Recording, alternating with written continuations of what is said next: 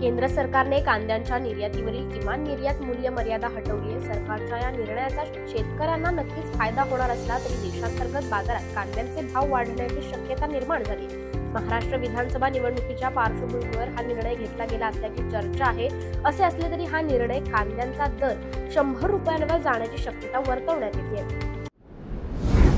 महात्मा गांधी राष्ट्रीय ग्रामीण रोजगार हमी योजनेअंतर्गत सिंचन विहिरींच्या बांधकामांसाठी अनुदानाच्या रकमेत 1 लाख रुपयांची वाढ करण्यात आली आहे। त्यानुसार जिल्ह्यात 12 सप्टेंबर पर्यंत मंजूर सिंचन विहिरींच्या कामांसाठी 3135 लाभार्थी शेतकऱ्यांना आता 5 लाख रुपयांचे अनुदान मिळणार आहे। महात्मा गांधी राष्ट्रीय ग्रामीण रोजगार हमी योजना अंतर्गत सिंचन सुविधांसाठी शेतकऱ्यांना सिंचन विहिरींचा लाभ देण्यात येतो। त्यासाठी निवड करण्यात आलेल्या लाभार्थी शेतकऱ्यांना सिंचन विहिरींच्या बांधकामांसाठी यापूर्वी प्रत्येकी 4 लाख रुपयांचे अनुदान देण्यात येत होते।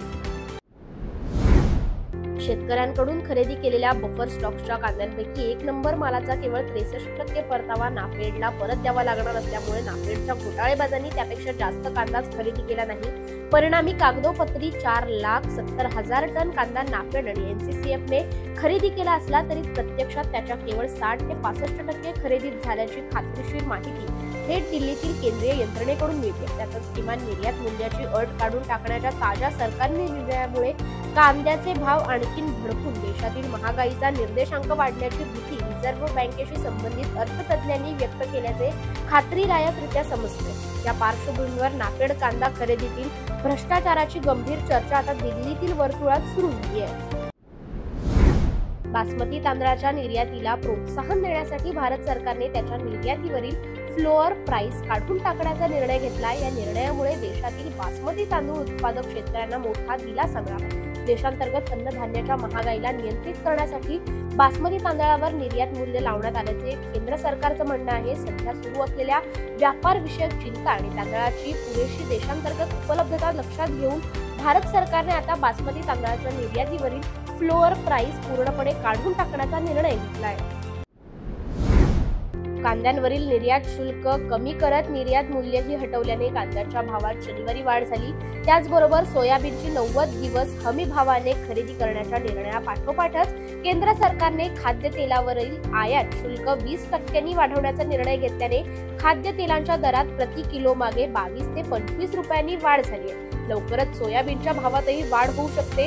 कांद्याच्या दरात शनिवारी सरासरी 500 रुपयांनी वाढ झाली आहे। केंद्र सरकारने रिफाइंड सूर्यफूल सोयाबीन तेलावरील आयात शुल्क 13.75% वरून 35.75% एवढं केलं। त्यामुळे आता सोयाबीनच्या भावात थोडी वाढ होणार असून शेतकऱ्यांना दिलासा मिळालाय।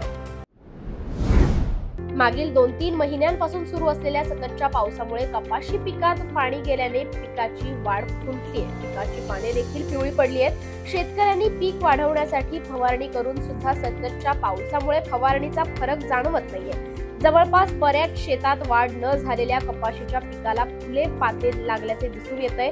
यामुळे वाढ न झालेल्या कपाशीच्या पिकाला किती फुलं पात्या येणार आणि किती उत्पन्न होणार असे प्रश्न शेतकऱ्यांना पडतायत। केंद्र सरकारनं कांद्यांवरील निर्यात शुल्क कपात करण्याचा निर्णय घेतला। मात्र या निर्णयानंतर किसान सभेचे नेते डॉक्टर अजित नवलेंनी टीका केली आहे। कारण सरकारनं कांद्यांवरील निर्यात शुल्क घटवण्याचा निर्णय उशिरा घेतल्यामुळे शेतकरी आणि व्यापारी यांचं अतोनात नुकसान झालंय। मागील निवडणुकांमध्ये सरकारला कांद्यांच्या मुद्द्यांमुळे तोटा झाला होता। त्यामुळे आता कांदा निर्यात धोरणांमुळे तोटा होऊ नये यासाठी राजकीय उद्देश समोर ठेवून सरकारनं हा निर्णय घेतल्याचं अजित नवले म्हणाले। सोयाबीनची 90 दिवस हमी भावाने खरेदी करण्याच्या निर्णयापाठोपाठच केंद्र सरकारने खाद्यतेलावरील आयात शुल्क 20% वाढवण्याचा निर्णय घेतलाय। या निर्णयामुळे शेतकऱ्यांच्या सोयाबीनला चांगला भाव मिळेल असा विश्वास कृषी मंत्री धनंजय मुंडे यांनी व्यक्त केलाय। तसेच या निर्णयाबद्दल त्यांनी केंद्र सरकारचे आभारही मानले।